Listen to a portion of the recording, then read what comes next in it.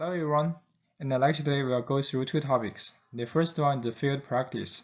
In this topic, we will learn some fundamental skills to conduct the field experiment in surveying. The second topic is the distance measurement, and we will go through some basic concepts in horizontal distance measurement. In the surveying, we actually have some basic procedure to conduct the surveying tasks. At first, we need to understand the tasks and objectives of the surveying. Based on these objectives, we have to carefully plan and design the surveying work in the field. And then we need to take care about the instrument. We need to verify that whether the instrument is appropriate enough and do some adjustment in the field to make sure that it can measure the right values. And then we need to specify the horizontal and vertical locations of the objects which will be applied for you to do the measurement. In the field, you also need to record the value you read from the instrument and write them down in the notebook or store in the computer. Before you leave the field experiment, you have to do some quick computation in the field to verify whether there's any error in the measurement. If any error occurs, you need to repeat the experiment. And after you bring the data back to the office, you have to do more complicated computation to finish the surveying task, and the result will be applied for the current or the future construction use. Finally, we need to set up the points in the field for the real surveying work, and we have to perform the final as-built surveying, which will be utilized to construct the buildings or develop the property lines. In field practice, planning and design surveying tasks is very important. During this step, we have to specify the accuracies for horizontal and vertical controlling points, which will be utilized as the reference points for the measurements. We also need to locate and analyze all the existing controlling points, maps, photographs, and other surveying data in the field. The selections of the right equipment for the surveying task is also very important, and we also need to be aware about the standard procedure to use these equipment and finish the surveying tasks. Once we get the data from the field, we have to find out an appropriate computational procedure to get the information we want for the task and also handle the errors from the observation. As a surveyor, we also need to choose an efficient method to present the data in the report and to the other audience. There are some basic concepts in the field experiment, including taping, flagger, rod person, first side and back side, gradient, hub, line, turning point, benchmark, and so on. They are actually related to different types of measurements, and we will introduce more details about these concepts in the future lectures. In surveying, we utilize various instruments to conduct different measurements. The most common one is a taping instrument. Electric distance measurement equipment is also one type of the taping instrument. They can measure the distance at any 2 points. The second one, leveling rod, which is usually applied for us to measure the elevation of 1 point. Theodolite is commonly applied to measure the horizontal and vertical angles. We also have the total station, which is also an electrical equipment. Total station can combine both distance measurement and directional measurement.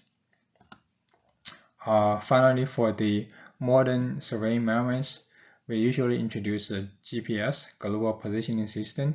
It can identify any locations on the Earth. For most surveying instruments, we have to conduct some adjustment to make sure that the readings from the instrument are correct for the measurement. With that, we need to understand the principles on which the adjustments are based and learn the method to see whether the instrument is adjusted or not. For example, for the total station, one indicator to see whether the total station is leveling or not is to check whether the bubble is located in the center. In addition, we have to know how to make the adjustment. To do that, we want to know the effect of one adjustment to the other adjustment steps, and the effect of each adjustment on the use of the instrument. Most importantly, we need to find out the most efficient way to conduct the adjustment. Take the total station as an example again. We need to see how to make the bubble back to the center efficiently.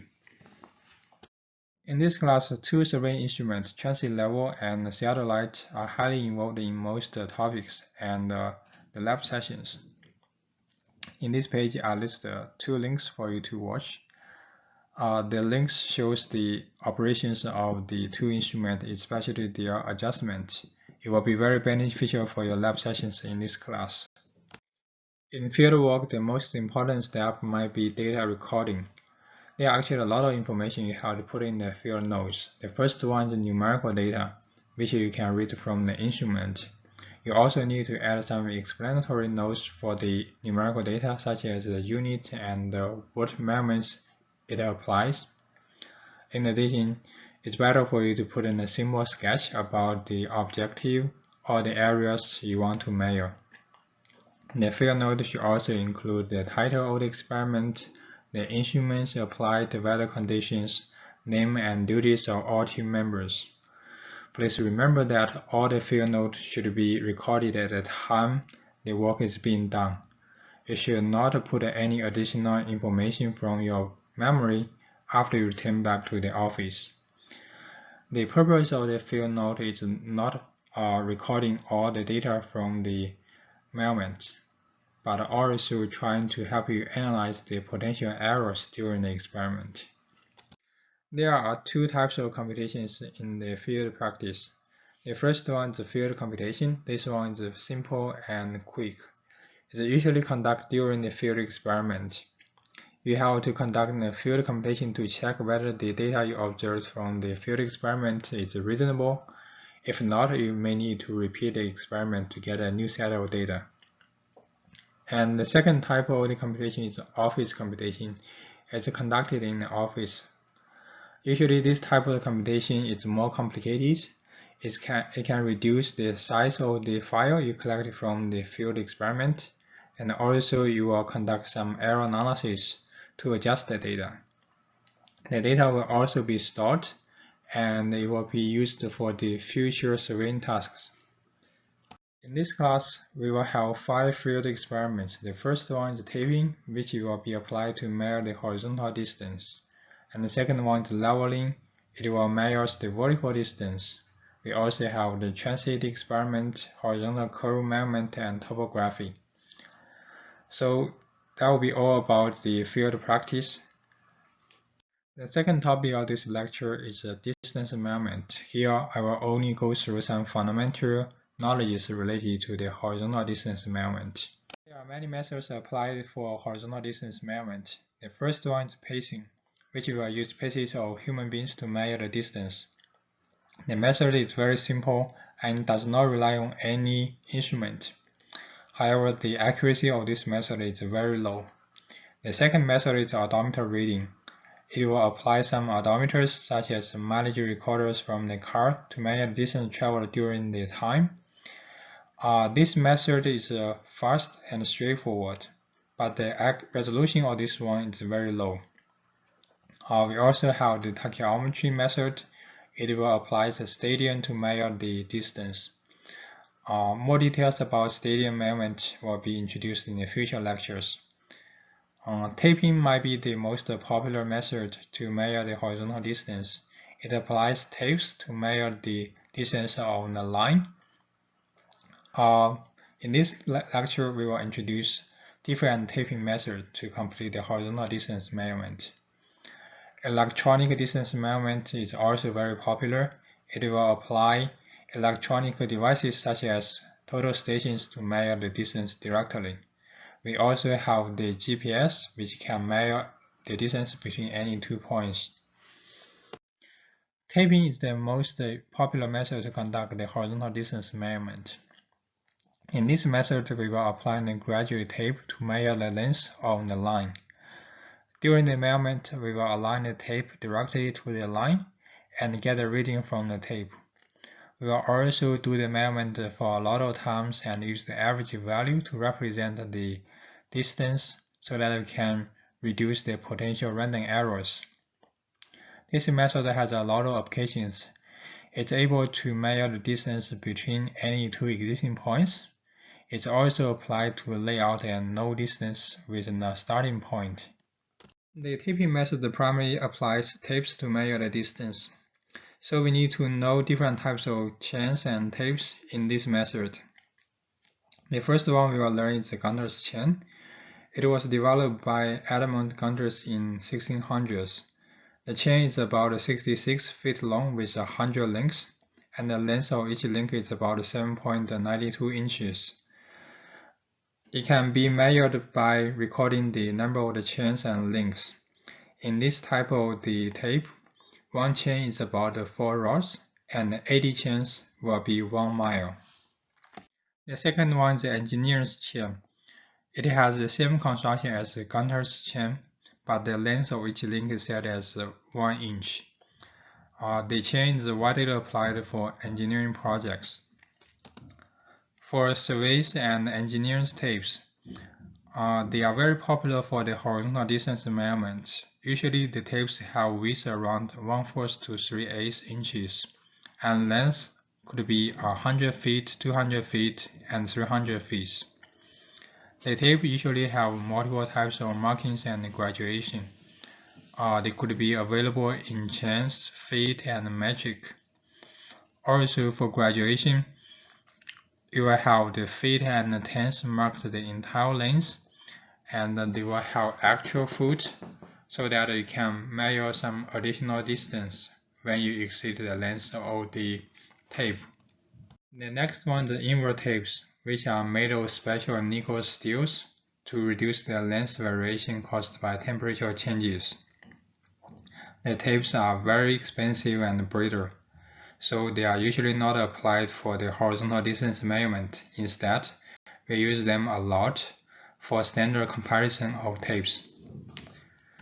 There are also some other types of tapes such as cloth, fiberglass, and PVC tapes. These tapes have low accuracy and they are usually stored on reels, but they can be used a lot for the measurement of the accuracy around 0.1 inches. Besides the tapes, there are also some other taping accessories applied for distance measurement. The first one is the taping pins. They are usually a set of 11 which are used to mark the tape length. The second one is the hand level. It is used to determine the required plumbing height. We also have plumb bob, which are applied to transfer the mark from the tape to ground. The tension handle is used to maintain the correct tension on tape. Pocket thermometer is applied to measure the temperature so that we can figure out the temperature expansion and contraction to the tape. Range poles, they can mark the ground points over long distance and line up the tape meant to keep them in the right direction. The figures here demonstrate the accessories that I mentioned in the previous page. For the taping method, the distance measurements on the level ground and sloping ground are very different. In general, on smooth and level ground, we have to follow the 6 steps here to conduct the distance measurement. The first step is lining in. Usually the taping method is applied to measure the shortest distance between 2 points, which is also known as the straight line to connect these 2 points. So in the measurement, we have to align the tape along this straight line. Second, the tension applied to the tape will actually cause some errors about the measurement. So in the second step, we need to measure the tension applied to the tape. In the measurement, we will put the rear of the tape in the ankle and the head will be connected to the tension handle. Third step is the plumbing, which we will try to put the 2 ends of the tape at the same level so that we can measure the horizontal distance. The fourth step is marking tape length. If the total distance between the 2 points is longer than the distance of the tape, then we have to mark the tape at every time it's applied. At the fifth step, we will read the tape.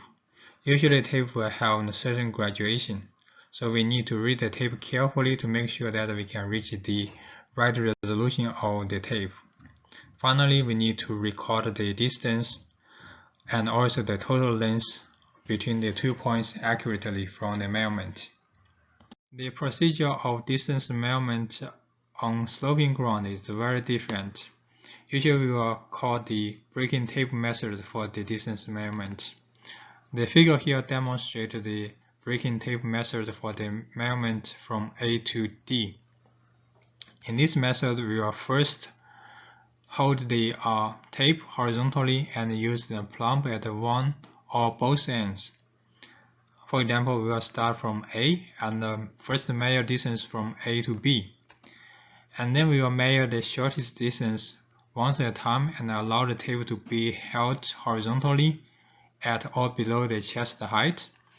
With that, we will measure the distance from A to B as 5 meters at the same level. And then we will move to the next segment from B to C. Similarly, we will put the two ends at the same level and measure distance around 10 meters. And then we move to the next segment till the target point. That will be the target point D for this case. So we can find out the total distance, which would be the horizontal distance from A to D as 30 meters. The breaking tape method can measure the horizontal distance along a sloping ground directly. We can also introduce a second method, sloping taping, to complete the horizontal and vertical distance measurement along the slope. This method assumes that the ground is fairly smooth, such as the man-made slope, or the slope is very deep, and we can measure the slope distance directly. Also, we are able to record the vertical and zenith angle. And the figure here actually demonstrates the information that we can get from the measurement. So we will have the right angle.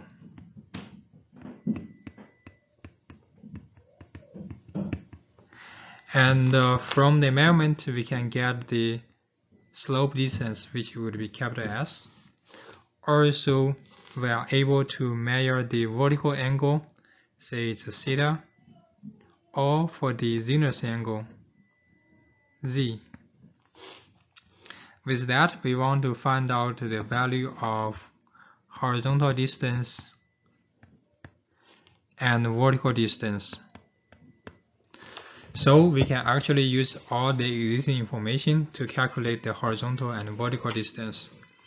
For the horizontal distance, we can get a capital H is the sloping distance S times sine zenith angle, or it could be S times cosine theta, which would be the vertical angle. For the vertical distance, it's similar. The value is S times cosine Z, that will be the zenith angle, or S times sine theta for the vertical angle. And these two equations gives us the calculation about the horizontal and vertical distance based on the slope taping measurement. Now let's see how we can use the slope taping method to complete the distance measurement. In this example, a slope is measured with the distance around 29.954 meters, and the vertical angle theta is 4 degrees 30 minutes. It wants us to determine the horizontal distance. In the solution, we will first try to get all the information we get from the assumption. First, we know that the slope distance is 29.954 meters, and the vertical angle theta is 4 degrees 30 minutes, and it wants us to find out the horizontal distance. With that one, we can call the equation that we have in the previous page the horizontal distance h is s times cosine theta. So we will have the horizontal distance as 29.954 times cosine 4 degrees 30 minutes. That will give you the value as 29.862 meters. So that's a solution for the first example. In the second example, it's desired to set a point D, a horizontal distance of 195 feet from point E along a line that has a slope angle of 5 degrees 30 minutes, and it wants us to find out the slope distance from D to E. Then, similarly, we will draw the graph for this problem. We first know that the horizontal distance from D to E is 195 feet, and the slope angle is which is also the vertical angle, is 5 degrees 30 minutes, and it wants us to find out the slope distance. Still, we can call the equation we defined previously. We have h equal to s times cosine theta. With that one, we will get s is h divided by cosine theta. We have h as 195 feet, and theta is 5 degrees 30 minutes, which will give you the value as 195.90 feet. So that's a solution for the second problem. In the third example, a slope measurement of 250.542 meters was made between 2 points with a zenith angle of 84 degrees 45 minutes 30 seconds, and it wants us to find out the horizontal distance. Similarly, we will draw a graph to show the problem, and we have the slope distance s is 250.542 meters, and we know that the zenith angle is z equal to 84 degrees 45 minutes and 30 seconds. It wants us to find out the horizontal distance. So in the solution, we will have h equal to the sloping distance times sine zenith angle, which will give you the value as 250.542 times sine the zenith angle 82 degrees 45 minutes 30 seconds, and the answer is 249.856 meters. So that's the solution for the third problem. For the slope taping method, we also have the second method to calculate the horizontal distance. In this method, we assume that the sloping distance s is measured. In addition, we know the difference in the elevation, which is the vertical distance, but we don't know the vertical and zenith angle. That is, we have unknown theta and z. With that, we want to find out the horizontal distance. So we are given s and h, and we want to find out the value of the horizontal distance. Then, based on the Pythagorean theorem, we can find out that capital H square plus little h square is s square. So we can get a capital H as the square root of s square minus little h square. Similarly, if we are given the horizontal distance, we can also find out the vertical distance as s squared minus capital H squared. Now let's see one example to use the second method. In this example, a distance of 130.508 meters was measured for the slope. And we also know that the elevation difference in this case is around 5.5 meter. It wants us to find out the horizontal distance between these 2 points. So similarly, let's draw the graph for the problem first. And we know that the slope distance is 130.508 meter, and the elevation difference, which is the horizontal distance, as 5.5 meter, and it wants us to find out the horizontal distance. Then we can use the equation we defined in the previous page. Capital H is the square root of s squared minus little h squared, which is square root of 130.508 square minus 5.5 square, and you will have the value as 130.390 meters. So that's the answer for the first example. So that's all about the lecture today. Thank you very much for your attention. In the lecture today, we actually go through the field work and some fundamental concepts in distance measurement. In the next lecture, we will focus on the error analysis for the distance measurement.